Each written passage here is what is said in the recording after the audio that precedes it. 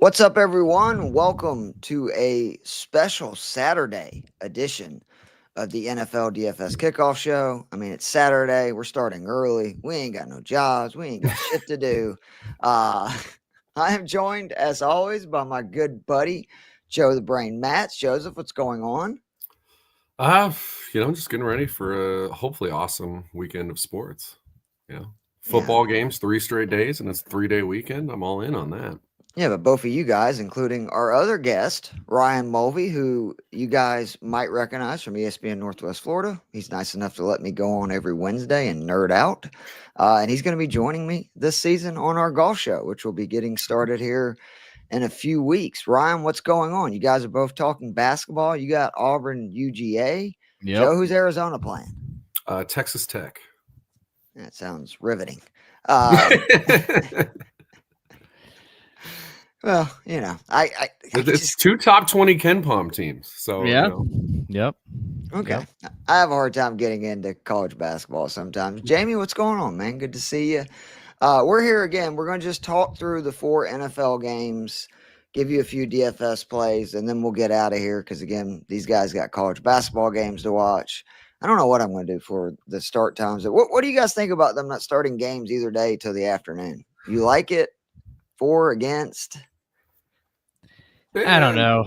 Both ways, yeah, I like having a night game on the Saturday. Just because it's nice to watch a primetime game.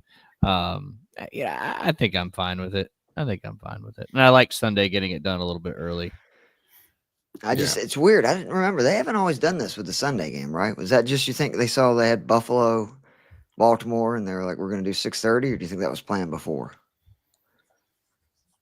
I would like to assume it was planned before, but I don't really know. Maybe it's chaos. We're going to go game by game. We'll go in order. Houston at Kansas City. Kansas City, 9.5 point favorites. How about some crazy stats here? Andy Reid is 3 wins and a 3rd straight Super Bowl in a row from 29 playoff victories, only putting him 2 behind Bill Belichick. Wow. Mahomes is 3 wins away from being 18-3 in the playoffs for his career. And I think we can all remember his losses, the D Ford offsides game, obviously the Tampa thrashing where their defensive line just obliterated their offensive line. And then the Cincy game where I, to this day, swear he got concussed.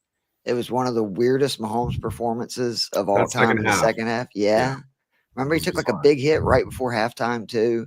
They are right now plus 350 to win the Super Bowl, which seems a little disrespectful. I know they haven't looked great this year, but to get those kind of odds for the team that's won 2 straight championships and is going for a 3rd, and what they lost 1 game this year where they tried, is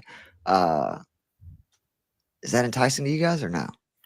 The 350? Yeah. I don't know. I think the trend of never having a team win 3 straight Super Bowls is a big factor in that. I mean, it's hard enough to win 2, but to see the Patriots come close many times but never get over that hump, I don't know. I just got a feeling this year, although, I hate the Chiefs being a Niners fan, but to have a back-to-back for the first time ever would be pretty cool, but how hard to do it, I can see where that plus 350 kind of lines into play a little bit.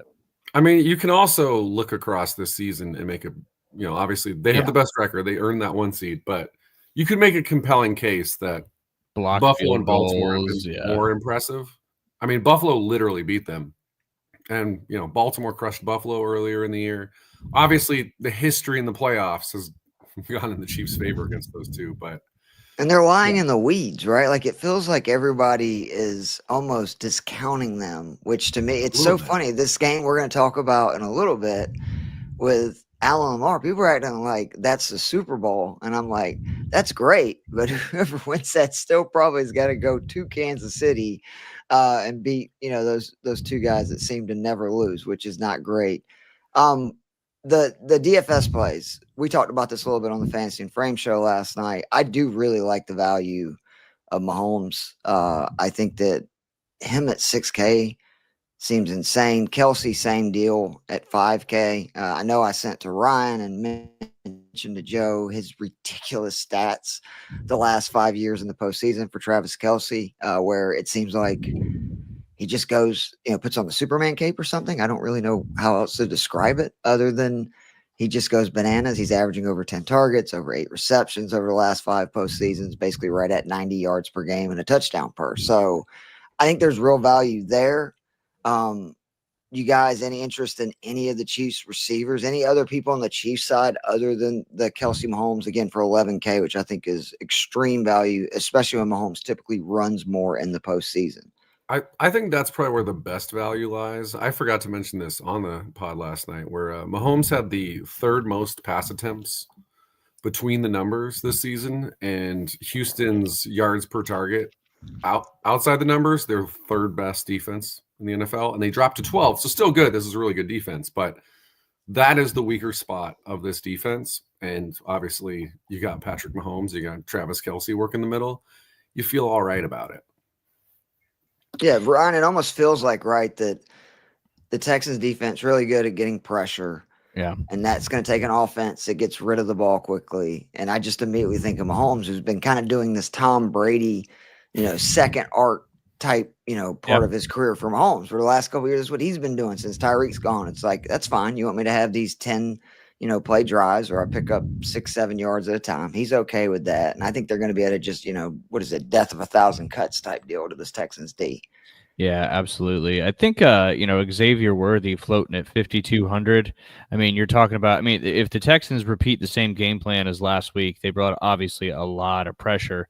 And I think what they have to do in teams with Mahomes, if they bring pressure from the inside, that's where I think you can force Mahomes to make a little more mistakes. But if they pressure him from the outside and let him step up in the pocket, which he's so notorious for doing, I think you're going to see a lot of, quick passes like you guys were talking about with Kelce over the middle. But I would expect a lot of motion coming from Worthy, and the Texans are really going to have to pay attention to him, especially with their linebackers. If they're going to be putting pressure outside of their defensive line and bringing their linebackers in, Worthy's a guy that may open up quite a bit, especially if they add, an extra safety or so on Kelce. So how many times he was targeted, Ron, in their first matchup? It was a bunch. 11 times, season high. Yeah. So to your point, I think there's a lot there. And I do think they're going to also sort of unleash some plays for Worthy that we have not seen yet. Like one of the benefits of this Chiefs offense, not having to stress too much this year and also not getting their key guys. Because now all of a sudden, they have Hopkins, Hollywood Brown, Worthy, like they got the 2 backs, like Kelce. It is kind of scary to me that this Chiefs team seems to be trending in the right direction. I know that last week they didn't, they literally laid down for the Broncos to get into the playoffs, but I like that. Is Nico Collins, like, where are you guys at? Because I think if you believe that KC is going to win, and they've had issues with some wide receivers, especially the second half of the season, there's definitely a script where Nico Collins goes banana. Dalton Schultz is the only Texans for me that I have in a ton of lineups at 3,300, where the Chiefs, Joe, give up like over 70 yards, I think, to opposing tight ends per game. I think it's just under that. Yeah. It's crazy. It's a lot. Yeah. I think, Nico didn't have the biggest game when they played a month ago, but also obviously Tank Dell was going off up until that horrific injury. And, that obviously means it's an easier job for Kansas City's defense because presumably you're just going to shade everything towards Nico Collins, especially now. But at the same time, if we're assuming Houston's probably down most of this game, you're going to throw it up to Nico Collins at least like 10 times if that's the situation. So I think he's a reasonable player. Yeah, I don't think he's like an automatic home run because I'm just so worried about what's going to happen to that Texans O-line when Spags is just scheming up everything he can scheme blitzing up. Like crazy, which Stroud has had some real issues. Even last week with the Chargers early in that game before they they looked off. They couldn't move the ball at all for 25, 26 minutes there. So, yeah, there's worry there. But, the top running backs this week, I feel really good about, like, all of them. Those, like, top 3 guys. And then the receivers – it's all kind of like you can talk yourself in and out. And I would put Nico on the higher end of that just because I think he is a top 5 receiver and it's going to be a pass-heavy game script because, I know they got the run game going in the second half last week.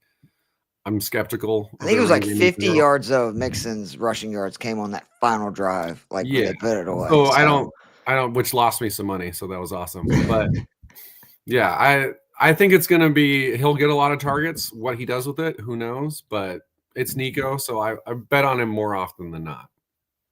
So do we all have Kansas City obviously winning? Do we all have them covering? Because again, that's a big number, 9.5. We talked about this on the show yesterday. I mean, I have the Chiefs winning, but I do not have them covering. I mean, if you just look at their whole season, I mean, I don't know, I don't have the stats in front of me, but if I would imagine how many times they actually covered the spread, I would say it's probably less than 50% of the time, just given how many games they won, within a field goal or last drive block. They were like 12-0 in one-score games. Yeah, which is crazy. And I mean, I get it that the Texans have never won a divisional round game in the history of their franchise, so I could see the spread being a little big. But I mean, if they can slow down the offense a little bit of Kansas City and at least be within a score after the first half, I don't know. I wouldn't count the Texans out. I like the Chiefs to win. I like the Texans with the Hard Rock here in Florida's got them at 8.5. So I might buy that up a whole point to 9.5, but I think the Texans will get it with the spread. Joe, you feel the same? Yeah, I'm the same. It's they've had 4 games this year. They've won by more than 8 points, and like one of those is the Saints. They did, they beat the Niners. Although who could keep track of how many Niners were in and out of? Ryan will be able to tell you. It's a big Niners. Yeah, that's true. a lot, and yeah. Yeah, and then they whooped the Steelers, but everyone was doing that in the last month of the season. Yeah, they. So I have enough faith in this Texans defense that I will bank on them keeping it relatively. This feels like a game that you'll look at the score and it will be like, oh, it was close, but it will never feel close. That's kind of how I feel about this. Yeah, game. Jamie brought up the key stat that Clay Martin is active for the Chiefs this week. They're 6-0, and he officiates in the Mahomes era. Good stuff from Jamie. That's what you want to hear. I think that. I'm way more intrigued by this game than I know Joe was, or Nate, who we talked with last night. Commanders at Lions. Daniels is trying to join a pretty small list of true rookies to make it to the conference championship game. Obviously, Brock Purdy did it a few years ago. Mark Sanchez, Joe Flacco, Big Ben Roethlisberger, and Sean King. Forgot about that guy for the Tampa Bay Bucks and that run that they had in the early 2000s. I am somebody that I like the under in this game. I think it's crazy. It's 51.5 points. These are two teams that have, I think it's the second and fourth longest average scoring drive. They're teams that they move the ball, the clock, Stephen, because again, they're just so good at what they do. And I like the under. I think the Commanders cover, and I actually kind of like the alt line of 4.5 down to plus 175. I just think this game's going to be close. I do think Detroit's going to win. It would be surprising to me if the Commanders outright won this, because I think the atmosphere in Detroit is going to be absolutely insane. Be nuts.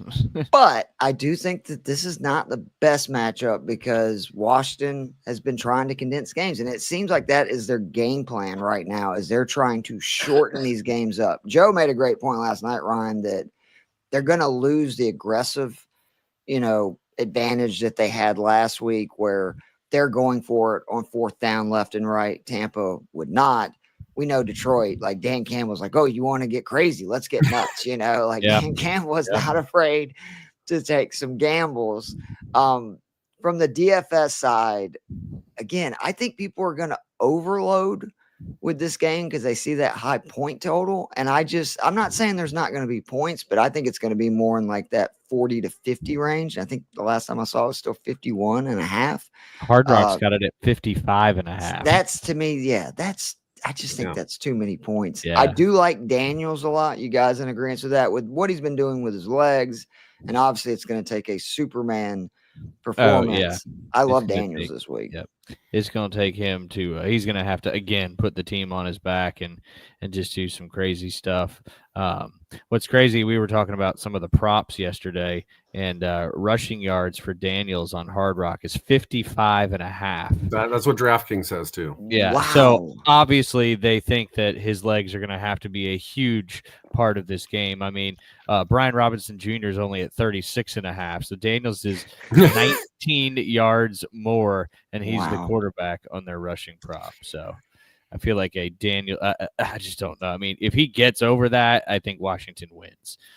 because obviously he's extending plays and making stuff happen. But yeah, Detroit blitzes right last week. The Lions blitz. They've given up the 4th most rushing yards to opposing QBs, and they also they lead the league in man. If you're playing a lot of man, you're more susceptible to those rushing lanes for quarterbacks. So it'll be interesting to see what they do if they're going to be spying a lot. If it's less blitzes, more spying, what they'll do there. But do they have a guy to spy? Like, is there somebody that they? Good question. Like, who's left on there that you can? Yeah, they're deep. That's another point. I mean, their defense is so decimated.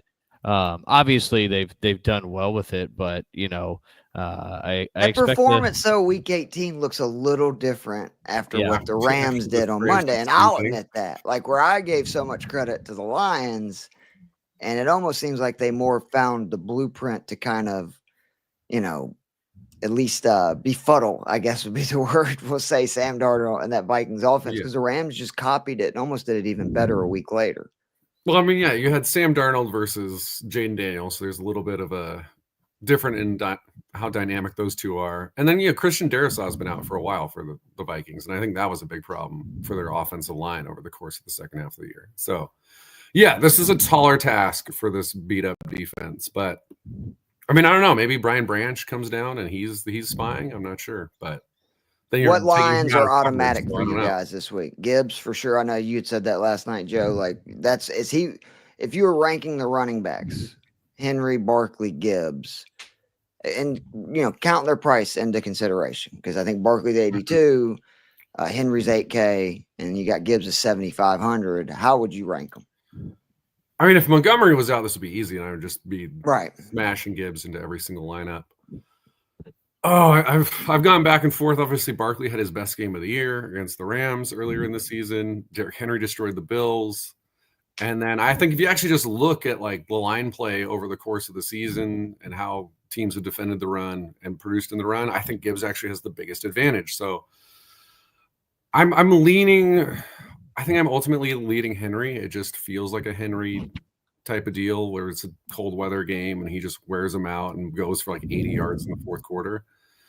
But I guess I would say Henry, Gibbs, Barkley. But man, I don't feel strongly about the order at all. Like they're so interchangeable. Because whatever you feel in your gut, go for.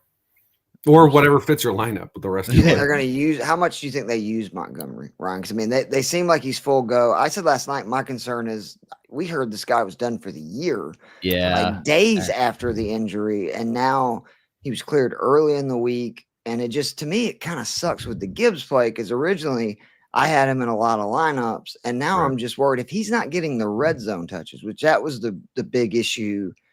And a lot of, the season for him, just for DFS, especially once his price rose, is Montgomery's the way better value. I mean, we were joking the Jerome Bettis, stat line where he could have 8 carries for 15 yards and 2 or 3 touchdowns and, outscore Gibbs, who say rushes for 110 yards. Yeah, I don't know. I just wouldn't trust Montgomery. I could see it being like an 80-20 snap count kind of thing, just because Gibbs has been your guy since Montgomery's been out, and he's been fantastic. And I mean, if Montgomery just isn't, he hasn't had game reps in a while, and obviously you don't want him to get hurt again, but at the same time, I think you got to go with the guy that's got you where you are. And that's why I think, Montgomery's got great value in DFS, but Gibbs is, I think, going to lead the charge there for the Lions in a crucial matchup. Joe made the point too that obviously you would think if the Lions say got up big, why would they risk playing Montgomery more snaps than even they had planned to? I think it'd be even less in that situation. Jameson Williams was a guy that we mentioned. I got him in my lineup for sure. A lot of man, right, Joe? And Jameson is a man eater. Yeah, the second half of the season, these are the two teams running the most man coverage in the entire NFL. So, and I'm sure they're going to give safety help on Amon-Ra. So Jameson Williams seems to show up, especially deep routes. I mean, may not get a ton of receptions, but yardage is a big thing for him. So yeah, I really think he's a great play. Not only in DFS, but on his receiving yards over as well. Yeah, I've been pivoting a lot to lineups because they're very reasonably priced. You can for 12.7, you can have McLaurin and Jameson, and both of the guys are very good versus man. No defense in the NFL gives up more yardage on go routes than the Detroit Lions. It's like almost 50 yards per game. Terry McLaurin led all pass catchers this year in yardage on go routes. He's seen 10 targets 4 times this season. 3 of those have came in his last 5 games. So they've been upping, obviously as the games get more important, Daniels is looking his way even more. Jamie's saying right here that he already did the JMO for 70 plus yards. And the great part about him is he can get it on, one reception. As somebody who owned him in a lot of fantasy leagues, you can look and be like, man, he didn't have a catch. And then you blink and he's got 80 yards and a touchdown. Yeah. Laporta is a little interesting to me. And then the other guys from this game, at least from DFS, is you got De'Ami Brown and Zacchaeus, who it was Zacchaeus for almost a month. And then, of course, last week, because I was on Zacchaeus so much, it was De'Ami Brown who ended up doing all the other damage outside of McLaurin. I think I would still lean Zacchaeus over Brown. I know he's a few hundred more expensive, but there's just more of a sample size to where really that was the only game all season that De'Ami Brown has done anything. Joe, you're the De'Ami Brown expert from a few years ago when you called his 2 touchdown performance, but I'll never get over. Which of those guys do you like more? Would you play either of them, or are there any other plays just in general from this game? I mean, I would definitely consider playing either one. I think, again, this is the game. I know, you've made the good point and probably have talked me out of any chance that I'm betting an over in this game. But it still feels like this is a game where the offenses will succeed.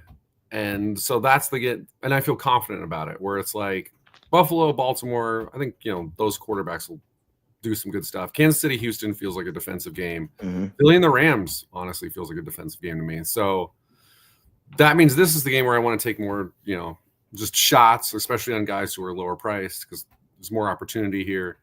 De'Ami Brown, I like the matchup because he actually leads Washington in yards per route run against man defense. Ooh. The issue is he's never had two good games back to back in the history of his career in the NFL. And like you said, Zacchaeus was the guy who was the clear number 2, it seemed like, for like a month leading up to last week's game.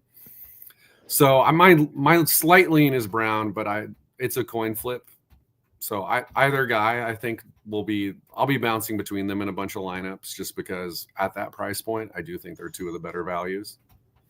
Do you if you're playing him, are you playing McLaurin too? Because, I mean, you were the one that I should have listened to you last week. I didn't. If you read my DFS Stacks and Value Plays article, which is available on fantasy6pack.net right now, I learned from my lesson. I did not if I play Daniels this week, I am stacking him with McLaurin. Now I may stack him with another piece, right? It could be an Eckler, it could be a Zacchaeus, or you can go a bunch of different ways. But I'm gonna play McLaurin. You still think if you play Daniels, you have to play McLaurin, especially with the go route numbers and everything else, right? The only way you're not doing it is if you're trying to differentiate your lineup and hoping that this is the off game where McLaurin isn't the featured guy and those other guys go off.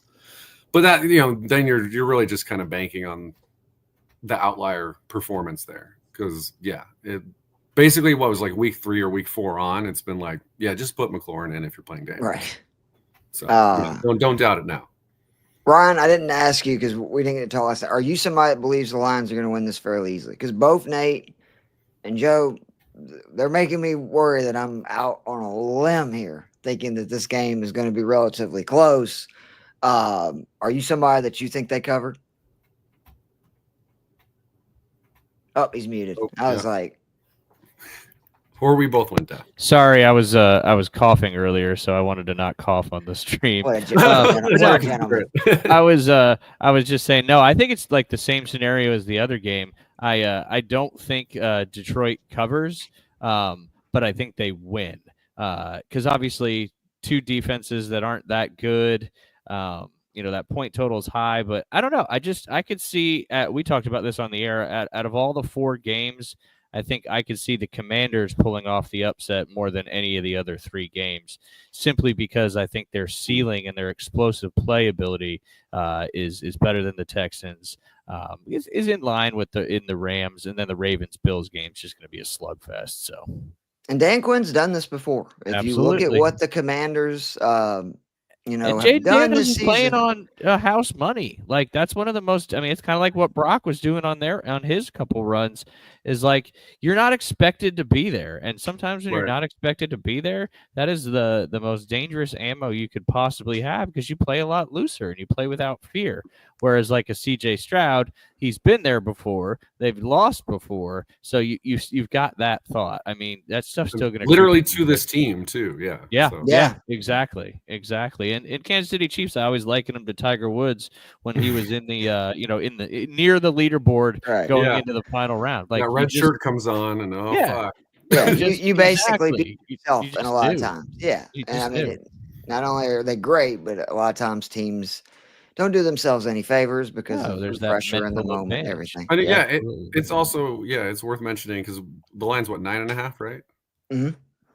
Yeah, I mean, it will move. It seems the only game they've lost all year by double digits was Week 1 against Tampa Bay. So, and that was his first game in the NFL, right? And they played the Ravens, right they then, played Joe. the Eagles twice.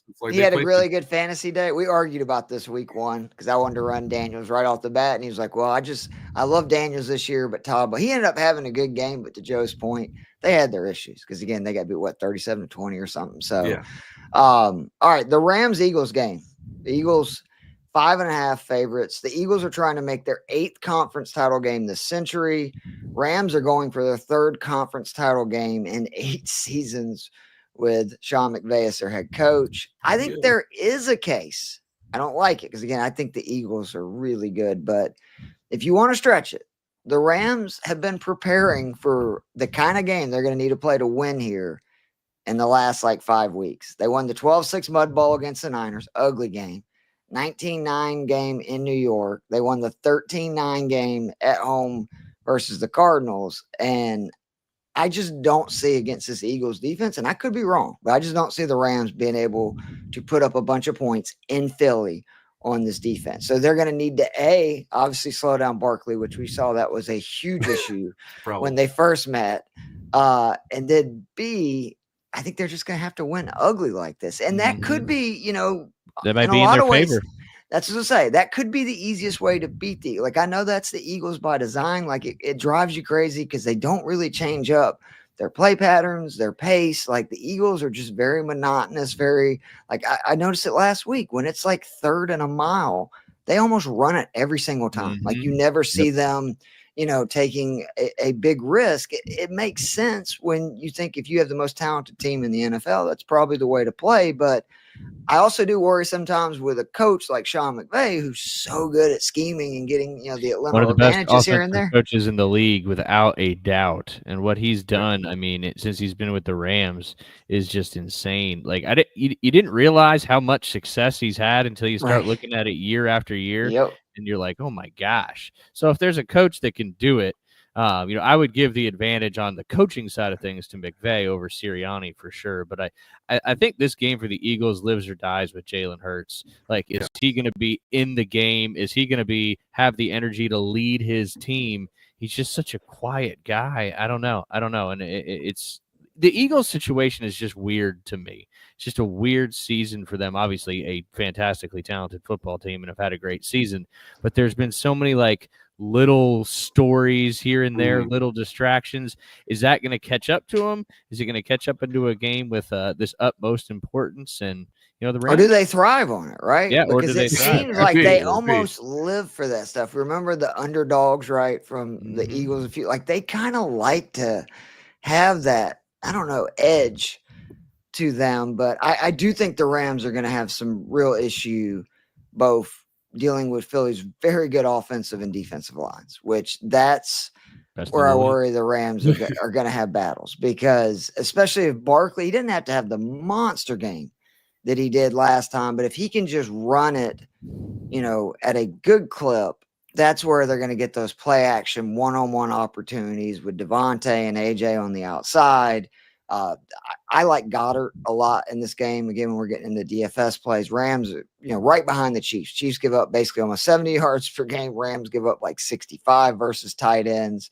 And we saw Goddard last week have the grown man of all grown man touchdowns with the rarely seen triple stiff arm There was a lot of that last week. A lot of embarrassing things happening for defenders out there in the NFL. Right? Josh Jacobs with a grown man running that same game. Do you guys like, because the thing I'm having a hard time is finding any Rams player that I want to play in DFS. And the issue is that, like, their price, right? Like, Puka's great, but I would honestly probably rather play Nico Collins or, spend down, play McLaurin, or save that money to spend on one of those running backs that we've been talking about, like Barkley, Henry, Gibbs. I just like Puka, I guess, would be the one guy. DeMarcus Robinson had 2 touchdowns versus him last time, but they're talking about a cold, nasty weather type game. And Stafford doesn't have the best record in this environment for his history either. Yeah. Rams is tough. It's because, obviously somebody's going to have to come out and maybe it's Kyron Williams. I don't know. Somebody's going to have to come out and be a star for them to have a chance in this game. Kind of pivoting on that, y'all were talking about Barkley. 111.5. That's his over-under? Is his number. Well, Jamie asked, do we think that both Kyron and Barkley get touchdowns? I would be shocked if Saquon doesn't score because he didn't score last week. And I don't know if has there been a stretch this entire season where Barkley's gone 2 straight games without a touchdown. I don't know if there has been. I doubt there's been many. If so, Kyron, he surprised me last week. He has not been involved in the passing game. And what does he do? He catches a passing touchdown very early in the game. So the Barkley one I feel very confident about. I really like, this is the game that I'm most concerned as just a football fan and watcher that I think could be really ugly, because there's a lot of stats saying the Rams, whether it be their offensive metric, their defense versus the pass versus all these things, they are a below average team by the numbers. And they're playing a team that by the numbers is like the best in football in Philly, whether it be the run, the pass, all these things, right? Yeah, my gut is kind of like telling me, like, I don't know, man, maybe this is the Rams. And then every thing I dig into, it's just like, no, it's going the opposite direction. Yeah, it's like the feelings like, ooh, the Rams could do this. But then you start looking at every statistic and you're like, yeah, no, I don't know how the Rams are going to do this. It's like, what's Stafford awesome at? It's like beating the blitz. It's always been true. What are the Vikings defense lifeblood blitzing? Vic Fangio, he doesn't give a shit about blitzing. Like they're 26th in blitz rate. And they don't have to because their 4 are so freaking good. Yeah. Massive. Why would you need to? Exactly. And then you go on the other side of the ball and say, the Rams bring pressure. Well, obviously that's good against anyone. But they're much better at like defending the slot, defending the middle of the field. It's like Jalen Hurts. Where does he struggle to throw? The middle of the field. He has A.J. Brown, Devonta Smith on the outside. So, yeah, I might pick the Rams to cover maybe just because of that gut feeling. But yeah, it's hard to feel good about it. The only Rams guy that I've seen a stat that makes me feel good was they have the 3rd highest run rate against light boxes, and the Eagles lead the league in light boxes. So maybe they do just try to they dig into making this an ugly game, and they just go, we're going to. I think Kyron would be a good pivot, right, too, because we've seen he gets 100% of the opportunities in that backfield week after week. He's not that expensive. Was he 6,500, right, I think? About there. But yeah, I think they might just want to shorten this game. Like, I don't think there's any question who is the more talented roster. So just, limit the number of possessions each team has. Hope that Jalen Hurts has some, boneheaded throw or something, and then go from there. But otherwise, I am pretty concerned for them. What Eagles guys do you like the most in your lineup? 6,900 for Kyle. Oh, he's 69. That's a little more than I thought. Yeah, I don't think I'm going to be playing him. It's like, man, I could spend, 600 more and get Gibbs. I'd rather spend up on those top 3. So do you guys have a lot of Barkley? Because I've had Henry so much, and typically I'm either going to like Gibbs or Nico over Barkley, but I am getting more concerned hearing both of you guys feel so good about Barkley. Nate said the same thing last night, that maybe I need to try to figure out how to build some lineups with Barkley Henry, and then you take your shots somewhere else at the wide receiver, tight end, because it might not be a bad idea. You got one dome game and 3 games that are going to be pretty bad weather, and I don't mean like obviously like terrible. I just mean it's going to be cold. More typically what we see is heavier run scripts, hard nosed football than just flinging it all over the field like you do indoors. Yeah, I don't know. and what you were saying about, the blitz pressure from the Rams and all that stuff. And I think going back to Dallas Goedert, I think he's going to get a lot of attention in this game because they're going to have to shut down the outside. And is Jalen Hurts going to be running the ball up the middle quite a bit? I don't know. The Eagles plays is a little tougher for me just because who's going to get it? Who's going to get the attention? Because if Barkley does and what he's projected to do, quote unquote, with his number, I mean, it's going to be a heavy Saquon Barkley game. And if the Rams try to mud it up and make it an ugly game, the Eagles will just counter with the same ugliness and just hand the ball off, a lot of RPOs, get Jalen Hurts running too. And I don't know, this under 42.5 tends me to believe that I just don't know how much action, the Eagles receivers are going to get with a lot of points.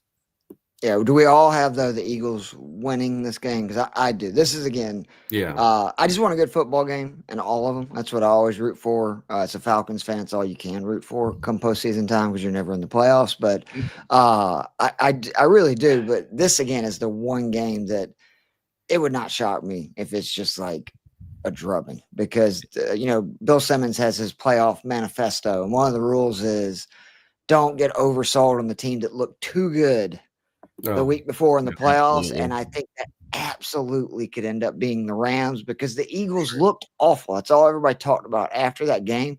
And they manhandled the Packers. Like, they dominated that game. And I think that's just kind of the way Philly plays. Like, that's their style.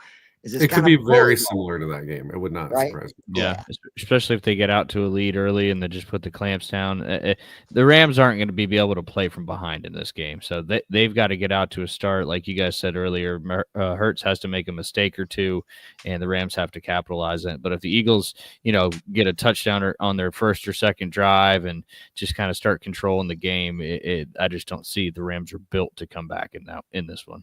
Yeah, they need that fast start again, right? Yep. And again, Puka had a big game, and that's where Puka is somebody interesting from a DFS perspective. Is everything I'm saying is like, Keith, you should play Puka because that would mean if they're down, he's probably going to get 10, 15 targets, and that's what happened in the first one where they got blown out. He ended up going over 100 yards. I think he had like 12 targets. He caught 8 passes. So we got the boss man, Joe Bond, in the chat. What's going on, Joe? Young Native, he thinks Hopkins and Hunt are dogs today. That's something that we did not talk on the Chiefs, but we mentioned last night is like, I am with you, Ron, that like Worthy to me is the guy that I have in the most of my DFS lineups other than Kelsey for the Chiefs and Mahomes. But one of the problems with the Chiefs right now is they have so many pass catching, weapons and so many different backs that they utilize that they're a little tough to kind of narrow down how they're going to attack you. And that's why, again, overall, I'm just like, you know what? If I want to play Chiefs, I'm going to play Mahomes, Kelsey. If I can figure out a way to play their defense, I love that matchup as well.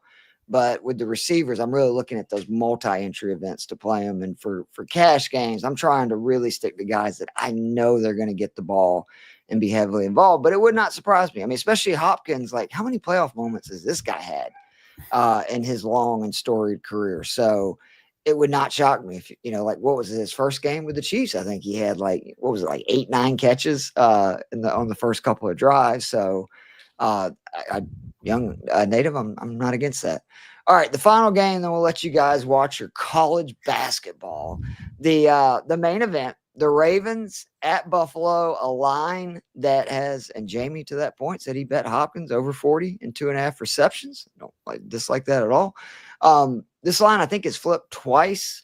Ravens are 1-point favorite. It does kind of seem disrespectful for Buffalo after the season they've had to be underdogs.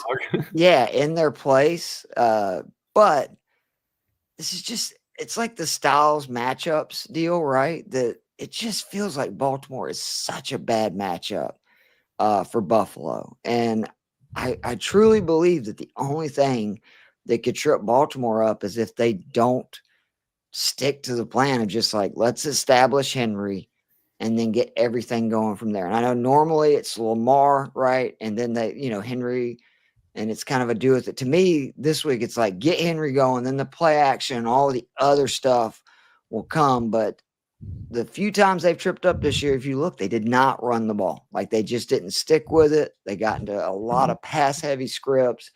You could see, the temptation of the Allen, Lamar showdown. Who's going to, win this big battle? But if you're trying to win the game, I think it's definitely a lot of Henry. He's my favorite and most owned guy in DFS this week. He's just unbelievable in the postseason for his career, over 5 yards per carry. He proved it again last week, did great versus the same defense earlier this year. And then on the Buffalo side, like Josh Allen, and then one of the other most played guys is Keon Coleman, another team, Baltimore, that really gets burnt on those go routes. And Keon Coleman, by far their most used wide receiver in those kind of routes this week. You could see some of that, right, Joe? Probably from Curtis Samuel and Amari Cooper, like they brought in. Those are other guys that are kind of burners. You can always, there's a million guesses with the right, but Keon Coleman has consistently done this route, and he's 4,100. Like he's in a ton of lineups. And then again, I like the secondary backs in this one as well. I love Ty Johnson. It looks like Ray Davis is going to miss with the concussion. That means he'll get extra carries, and obviously he's been their pass catching back. And then Justice Hill has been really good. He got concussed and missed a couple of games somewhere near the end of the season. I think he missed like 2 weeks, but outside of that, he started playing his best football at the end of the year. And oh, by the way, had his best game of the season in their earlier matchup, because we talked about this last night, Joe. What do both of these defenses struggle with? Pass catching backs, and that's very good for both Ty Johnson and Justice Hill. Yeah, these are two of the bottom 3 teams in passing yards allowed to opposing running backs. And on DK, those are free points. We talk about all the time, right, Joe? The Bills are free points. Bills are only the Falcons gave up more receptions to running backs, and then the Ravens were in the bottom 10 in receptions as well. So yeah, I think that is a way to maybe fit in one of those top running backs, because again, I think you got to have one of those top 3 guys in every lineup you make. So yeah, this is a way to kind of counterbalance that. Depending on the size of your field, obviously, if you're doing a cash game, it's like 20 other people. I don't think it's a bad idea to just double up and just be like Henry and Hill, yeah. Or like last night, you mentioned you could even do Saquon like Kenneth Gainwell in the other game, but I think that's an interesting spot. And then the Bills have been awful about, once you break through that line, they've been terrible about tackling running backs in the open field. And then you've got Derrick Henry getting 20. Probably the least fun guy in the league to tackle, right? I would imagine. Yeah, especially when it gets cold. It hurts more now. So unless you're just completely numb and you can't feel it. Yeah, the best case scenario, you can't feel anything. Yep. So I mean, if Todd Monken sticks to the game plan that they need to stick to, and you just don't understand why they would go away from that, even if he's not getting success early. Like you brought Derrick Henry in for a reason. He's got you to where you are now. Stick with Derrick Henry, and then obviously Lamar being able to run RPO. And I love the fact that they've added in the direct snap to Henry and having like Lamar come around on like motion. That is terrifying. Yeah, absolutely. I mean, what do you do? Do you think they run a pass play with that? Because I think that's what they we're going to eventually get at it back some to point. Lamar and then get it downfield as well. I don't know. Is Flowers being out, is that a big deal? Because part of me wonders, I actually think it helps an issue. The Ravens, which because it makes it more likely they're just going to stick to they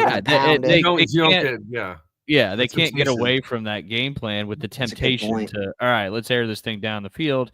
And then that's where you've seen them, stumble before in the playoffs, is when they get away from that game plan and start to become somebody who they're not. So, yeah, I think Zay Flowers not being in there actually makes them stick to that run and the RPOs and the other terrifying stuff that they do with those two guys. Yeah, I feel like the only way you're really like, oh, wish we had Zay Flowers, is if other things are going wrong. Yeah. Right. Because then, we're down, you're down 10 and it's the fourth quarter. You're like, fuck, I wish we had Zay Flowers.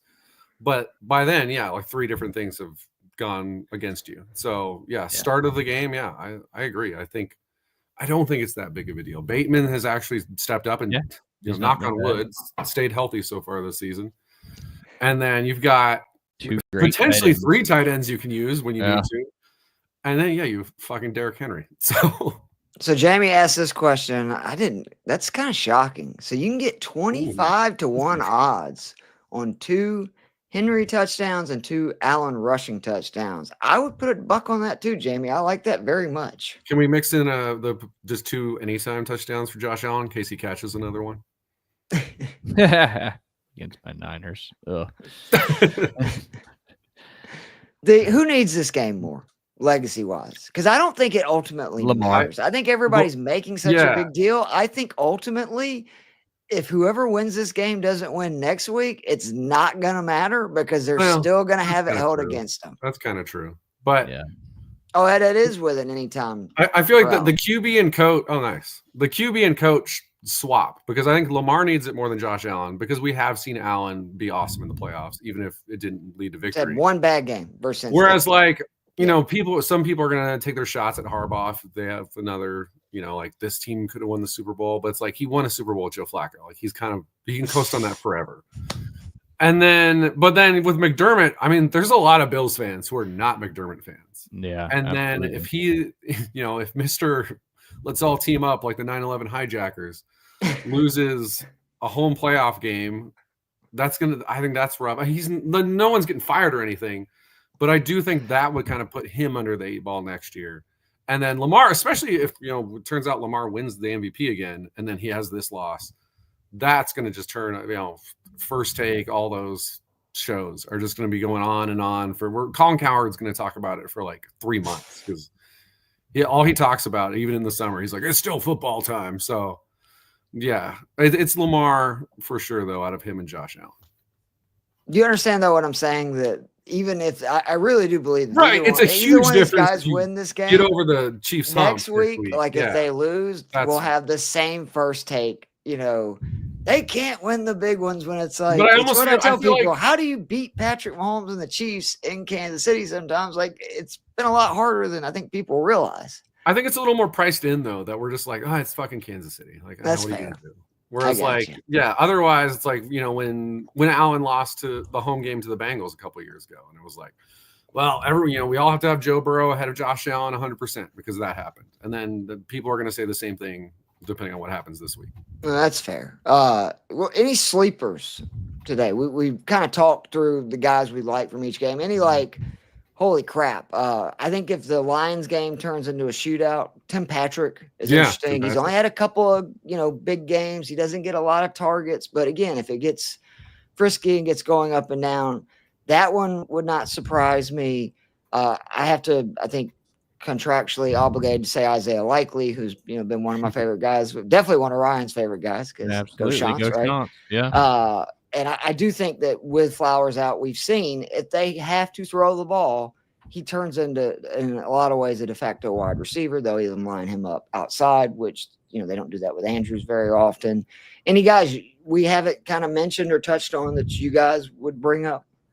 I'm not sure what his price is in DFS, but Dawson Knox. I think Kincaid draws more attention, and I think the tight ends for the Bills are going to be crucial for them to keep up getting. I want to make sure I get his price. I think he's in the low 2,700. Oh, he's 27. Oh, I do like that. Very we low. Think Allen's going to have to throw it, right? Obviously, run with his legs, but I think Buffalo, for them to win, they need to air it out. And I do think they need to get up early. I think that's so important for them to play from ahead and almost dare, you know, Monk and Lamar, that Baltimore staff them to get away from their game plan. Exactly. That's the best way to force them. Yep, 100%. Absolutely. What do you guys think about James Cook? I know we didn't really talk about him, but, you know, obviously he's a touchdown machine. But how is he going to hold up against the Ravens team? It's a bad matchup. I've been shocked. I watched him in college, obviously. Go Dogs. He's a great pass-catching back, and they do not throw him the ball. And I honestly don't know what happens in these situations, because there's been a lot of backs that I've seen that were in college. They were these great receiving backs, and then they get to the NFL, and they just do not catch passes at the pro level. They don't even target them. That would be, in my opinion, a way for them to get him involved, because he's very good in open space. Yeah. Because Baltimore's such a tough run defense. Like, I think it's going to be tough for any Buffalo back to really run the ball on this Baltimore front, who from beginning of the season to the end, I believe they've been like top 5 the entire year in like rushing yards allowed. There's all these statistics, yards before contact. Defense has come along, but the run defense has been always been good, right? Season, yeah. But I think Cook would be a great pivot play. Like if we're talking about potential, multi-entry events, that's what you should be doing in these 8-game slates. These smaller slates is, take outcomes that could definitely happen, which we think Buffalo could win. It would not shock me if this is the game with the most points scored in it with these two offenses and what they're capable of, and kind of, go against the grain, which that would be a huge way to do it. Is like James Cook. Same thing for like Detroit taking I guarantee Jared Goff is going to be basically 0 owned because everybody's going to be going with Daniels and Mahomes and, Lamar and Allen. And again, if Detroit goes off, Goff has a good game. Another way. Even Stroud, because you go down to look at his price point, he's 5,000. It's crazy. In the game, again, obviously you lose Tank Dell, so it does make it harder. But he scored 18 despite throwing 2 picks when they played Kansas City a month ago. So 5,000, to get our triple, we only need 15.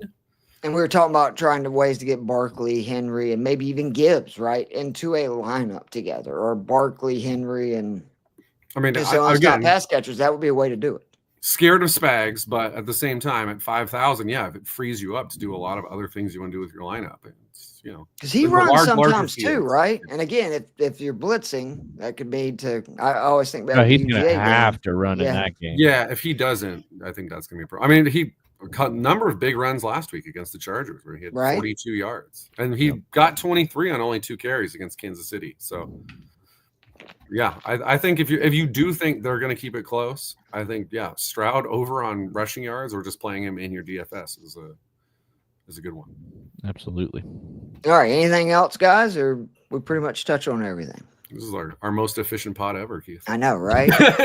How about that, man? Brian, you got anything you want to plug? Hey, tune into the Inside Drive. You can listen to us on Facebook, YouTube, and Twitch, and of course, you can download our free mobile app. And like Jay Henley says, it's in the Google Play or Apple Store. All you got to do is search 104.3. Keith, did you see we got his dog booked a appointment to get spayed live on the air? No, he wouldn't do it. He wouldn't do it. It's been 18 months, so we called a veterinarian, had her come on the show, and book the appointment live on the air. So hopefully he's okay with that because we did it. Well, it needs to happen. He needs to get it done. Yeah. I tried to explain to him when we first talked about this that they behave so much better once you get them fixed. As somebody who's had dogs my entire life, like that is just a fact of life. Is every one of them. Like they stop marking so much, they calm down a little bit because come on, think about it. You're a teenage, your hormones and stuff are going. These dogs, it's no different. It's the exact same thing. As the son of a veterinarian and a fan of The Price is Right, I also say spay and neuter your dogs, please. There you go. Joe, you got anything you want to plug? Again, just enjoy the 3-day weekend. Don't research your Martin Luther King quotes. Don't just go with the basic the ones that some people are going to post over and over again to make a point that he wouldn't agree with. But otherwise, just enjoy your sports. Go Cats. Go Catholicism. Let's go Notre Dame. Right. Yeah. Nothing would make me happier than Ohio State losing again. I just loved it. Even if they win the title, if you're a Michigan fan. Like you can say, yeah, good for you. You won the title, but you still can't beat us. So, it'd be a nice feather in the cap. Fallback. Because apparently that is such a big deal there. Where I don't know if anywhere else in college football would be more important to beat your rival. Because I got friends that are part of the Auburn Alabama one. Do you think Alabama cared like if they lost to Auburn and won the national title, like overall? It means more for the Auburn coaching job than it does for the Alabama coaching job. Exactly. Yeah. But Ohio State, Michigan. It's one of the few places that it's year round. The fact that their fans were calling for Ryan Day to be fired because he beat Michigan, and then look what he's. Come on now. Let's not be completely lunatic. And if they lose Monday, then it's not. I don't even know that like some of those people will get loud. Oh, they'll be right back on it. Absolutely, right back on it. 100%. Well, I really appreciate you guys spending your early Saturday afternoon with me. And again, check out all the great stuff on Fantasy Six Pack. You can go to fantasysixpack.net. We got obviously all the social media channels. You should join the Discord. There's plenty of parts of it that are free. There's other that you can pay to be a subscriber to. That gives you access to us on fantasy football content, golf, etc. And then, yeah, me and Ryan, like me and Joe got 2 more weeks of doing football. And then me and Ryan will be taking over doing golf. Moving through the summer. I'm excited. We may even talk some TGL. Well, we're going to get into some different stuff. So, hey, Live Tour's got a new TV contract now. I saw that.